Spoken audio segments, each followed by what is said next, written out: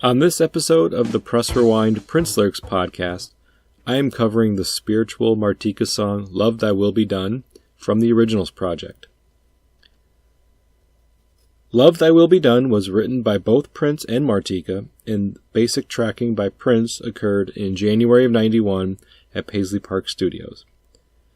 Per Prince's vault, also in early 91, Martika ultimately added her vocals, or that could be found on her second album, Martika's Kitchen, released in August of 91.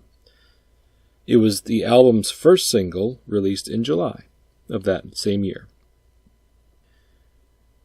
The song was a pretty big hit. It went to number 10 on the U.S. pop charts and was a top 40 hit in 11 other countries, even going to number 1 in Australia. So, besides Toy Soldiers, I think this is probably Martika's other, biggest hit. Besides that, that popular late '80s song of hers, and a remix of this track was completed by Prince and included on Martika's Best of collections from '97 and 2005. So, the song is credited, as I mentioned, as being written by both Prince and Martika, and it was produced by Prince, of course. Martika has told the story of her meeting with Prince and giving him access to her lyric book. She calls Love Thy Will Be Done a prayer, but to what extent the final lyrics of the song came from that prayer, I'm not sure. I couldn't find a photocopy or an example of what that prayer consisted of, so I could figure out what lyrics ultimately ended up being on the song that were hers versus what Prince added or changed. If anybody has found that or knows where that could be found, I would love to see that or hear about it. But nonetheless, it was a collaboration of sorts, although, as Martika has described, she met Prince, and I imagine this would have been like late 1990, and she gave him, her lyric book. He went through it, found some poems and lyrics that he really was drawn to, or that spoke to him in a way that he wanted to continue kind of digesting them and absorbing the words that Martika had written. So he asked to photocopy certain pages from her lyric book, including the prayer, as she described it, Love Thy Will Be Done. And about a week later, he contacted her with the combined lyrics, her poem and what he added to the song, mashed together, and also the basic musical tracking that he recorded there per Prince Vault in January of 91. So I think at this point, the collaboration was going to be long distance. Martika says she never went back to Paisley Park to finish making this song. Prince gave her what he worked on, and then she finished it with her crew, her studio team in Los Angeles. So that's the version that was on Martika's Kitchen ultimately. She believes that the song's lyrics resonated with Prince because they matched his own personal beliefs at the time. Those beliefs involving inclusivity and love essentially being more important than maybe anything else in the world, and how the lyrics kind of pointed to love and God being this one and the same, which, of course, anybody who listened to the album Lovesexy from 1988 would already know that that was part of Prince's philosophy or personal belief system. So this song, even if it wasn't completely written by Prince, Prince saw something in the lyrics that, again, resonated with him deeply as a deeply spiritual person that he was already. This is a deeply spiritual song. So he probably saw it as something he could work with, something he can mold a bit, or he's like, this is basically something that I could have written because I feel the same way. I have to record this song.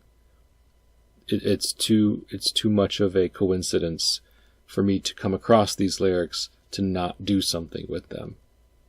Love, thy will be done. I can no longer hide, I can no longer run.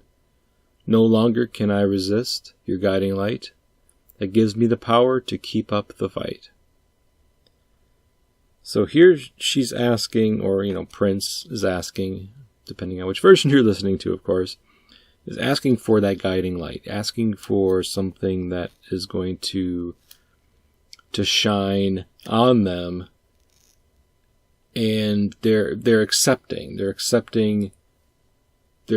love as something that they need. Maybe they were resisting. Maybe they were, hesitant to accept love/God in their life. And they finally reached a point where they realized it's impossible to run from. Or maybe they finally found something that, or experienced something that really spoke to them in a way where it was going to be impossible for them to continue running, no matter whether they wanted to or not. They're giving in, just like people who are deeply religious understand that they have to give in to God in a way, like they have to accept God in their life. It doesn't matter how much that, they're being told to do it, or, being asked to do it, maybe by family members or other loved ones. They have to want to do it for themselves. I can no longer hide, I can no longer run. So that implies that they've been hiding and running from this feeling, from this spiritual awakening of sorts. And clearly, I'm already doing it, but I'm interpreting the song to mean love and God can be interchangeable. So this could be a song that is about someone who's finally experienced true love for the first time, or it can be a song about someone who is finally accepting God into their lives. And I don't think either one is right or wrong. So God is love, and love is God. And that's, if you keep that in mind throughout the rest of the song, you can get a couple of different interpretations of the lyrics, or at least it can mean something different to you depending on if you're, deeply religious or not. And, part of Prince's Seventh-day Adventist upbringing, I think, definitely comes through with these, with this concept of love is God and God is love. O love, thy will be done. Since I have found you, my life has just begun. And I see all of your creations as one perfect complex, no one less beautiful or more special than the next. We are all blessed, and so wise to accept. Love, thy will be done. So yes, this definitely feels like a prayer, beginning and ending this section of lyrics with the phrase, love, thy will be done. A lot of prayers seem to do that. I really do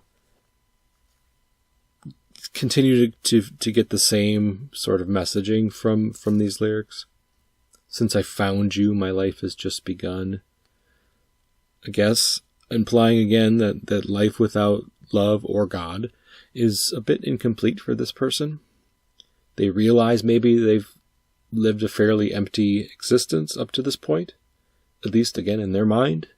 Maybe they felt perfectly happy and fine up until they found love, and then they realized how incomplete it was. Like, you don't really realize it while you're in it until you feel and experience something completely different, and it changes your entire viewpoint. Like, people who have children can also speak to this, where, you know, they lived their life pre-kids and they feel like they've completely fulfilled.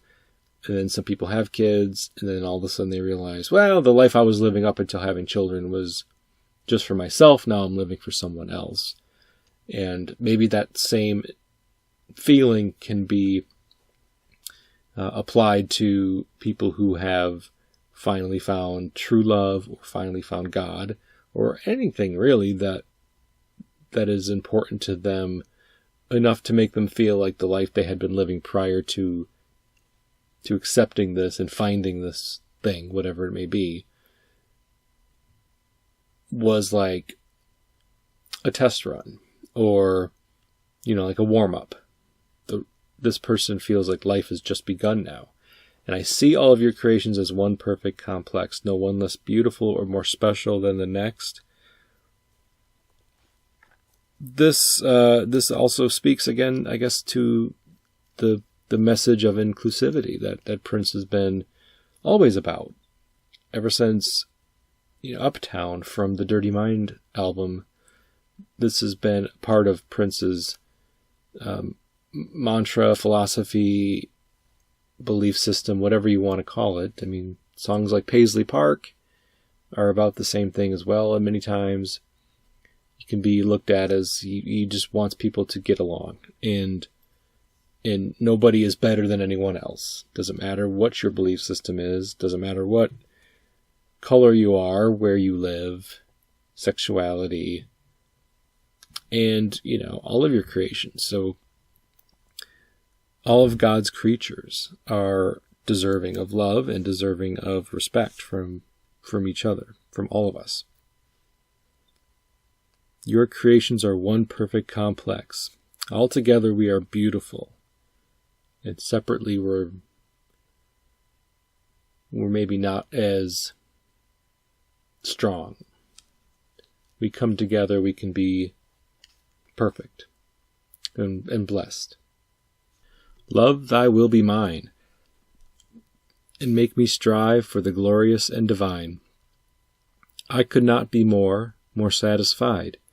Even when there's no peace outside my window, there's peace inside. And that's why I no longer run. Love, thy will be done. The term glorious and divine is interesting to me. I wondered if this was a phrase that had been used before or came directly from some sort of biblical passage. I could not find evidence of that. There is a song that came out in 2008 by a band called the Revolution Renaissance called Glorious and Divine. And so the fact that it's called Glorious and Divine, pulled from the song, and that they use the term revolution in their band name, kind of made me wonder a little bit, is this influenced somewhat by Prince and Martika? I don't know. Just an interesting little tidbit that I found when doing some research on this phrase. But, you know, glorious and divine just definitely speaks to me a little bit. I think also the no peace outside my window, there's peace inside, definitely has a double meaning there. So there's inner peace, or, you know, the peace of accepting oneself, or accepting the way life is without constantly fighting it. And of course the word fight is used multiple times throughout the song. Then there's the thought of war and peace in the maybe more literal sense. And, you know, when there's no peace outside my window, and that could be a comment on, you know, violent society that we live in, or just maybe the violent nature of humanity, the constant barrage of news stories involving death and destruction. With this love and with God in your life, you can have that inner peace internally, but you can also just have peace within your four walls, or of your home. You know, the area that you call home, the building, the structure that you call home, can be peaceful inside of it, regardless of what's going on outside, if that's if the owner, or if the the homeowner, person living there, makes a point of making it a peaceful place, not engaging in the world inside their homes, maybe not having news stories on describing painful scenarios and death, maybe not partaking in violent imagery through movies or music or television shows. A sanctuary of sorts is what maybe this person is describing, in addition to, of course, the inner peace that one would feel once they've achieved this level of love, and understanding what that means, the deeper meaning of the word. And this is what I consider maybe the closest thing to the songs having a chorus is the phrase, or the grouping of words, love, thy will be done. I can no longer hide, I can no longer run. Love, thy will be done, love, thy will be done. That feels like a chorus to me. It's really nothing, it doesn't add any new lyrics. These are words and phrases that have already been said throughout the song. No longer can I resist the guiding light, the light that gives me power to keep up the fight. I couldn't be more satisfied. Even when there's no peace outside my window, there's peace inside. That's why I can no longer run. Love, thy will be done. I haven't mentioned about the light that gives me power to keep up the fight. I don't know. Whenever I hear this, I just think of the song, Bob Marley song, "Get Up, Stand Up, Don't Give Up the Fight." And this fight, to keep up the fight, this is the light that gives me power to keep up the fight. I kind of wonder what sort of fight is being described here. Is it the fight just to survive? Survival is a bit of a fight. Survival of the fittest implies that you have to fight to survive, and nothing is just given to you in life, especially after you become an adult. And the light, whether it's love, God, or whatever, is enough to keep that person going day to day and fighting for survival. Fighting maybe can be thought of in this sense where, the fight for, again, inner peace. Maybe God is helping this person fight for love. Or maybe vice versa. Maybe love and finding love has given this person enough of a fight to seek out that spiritual connection with God that the person might be missing. So the fight, and honestly, it could be a lot of different things. It could be used as a very personal fight too, whether you're fighting against poverty, racism, fighting against mental illness, fighting against depression, just general negativity, fighting through some sort of personal struggle. Maybe you're, struggling in college or in your workplace, and you need something to help continue pushing forward and fighting for what it is that you want. And in this case, maybe love and God is all this person needs to keep up the fight. I couldn't be more satisfied. Even when there's no peace outside my window, there's peace inside. So a repeat of that phrase. And you get some emphasis on some of the word, like no longer resist. No, I couldn't be more satisfied. No.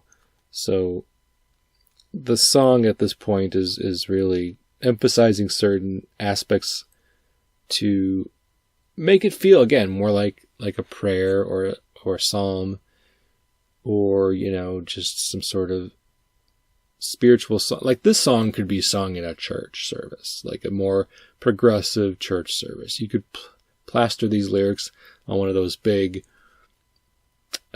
projection screens and have the churchgoers, the congregation, sing this song, and it can be completely relevant and appropriate for a progressive church service, in my opinion, because of how interchangeable the words are. I mean, the word love, God has never used. It's only the word love. But I never get the sense when listening to this song or reading these lyrics that the love being described here is so single focused on romantic love that would make it feel less appropriate for a church service. The love here is so general and so open-ended that it feels like the love that is being taught about in Sunday school, the love being described by Jesus and God in some of the biblical passages and in biblical stories taught in like Sunday school or during, sermons. So it's not talking about a specific situation between a man or a woman or two people of any gender. It's so generic in its presentation of the word love that, and also the way it's performed, of course, can't deny the performance as being in a very spiritual way, with its kind of chants towards the end of the song, and ethereal music that's being used in the background. It just fits. It's hard to describe, but listen to the song, and anybody who's ever gone to a church service, I think, would probably either agree with me or can see where I'm coming from. It has that feel. And then what I would, again, consider the chorus, love thy will be done, I can no longer hide, I can no longer run, love thy will be done, love thy will be done, is repeated again. And that ultimately is the song, Love Thy Will Be Done. Prince's most spiritual, like a list of Prince's most spiritual songs, I think this would definitely be categorized as one of them. And the fact that it was a combined effort between Prince and Martika, I debated a little bit whether or not to even cover the song, because I'm like, is this really just Martika's lyrics over Prince's music, and did he just add some embellishments toward the end? Or I don't know what he added, what he didn't. But I feel like there's enough Prince here to warrant the inclusion of a lyric dissection. And considering its time frame of being recorded in early 91, this is the only 90s song that I've covered thus far. And because it was on originals, otherwise from a chronology standpoint, it would not be time to cover this. But I wanted to do all the original songs together and into one. I didn't want to spread them out. So yeah, this is the latest song that I've covered for the podcast. And, it's a great song to cover for this holiday period that I'm recording it in. So thank you for listening. This has been the Press Rewind Prince Lyrics podcast. I've been your host, Jason Brenninger. You can find the show at pressrewind.net on a variety of different social media platforms. Just look for Press Rewind Prince Lyrics podcast and you can find me. And until next time, thank you very much and goodbye.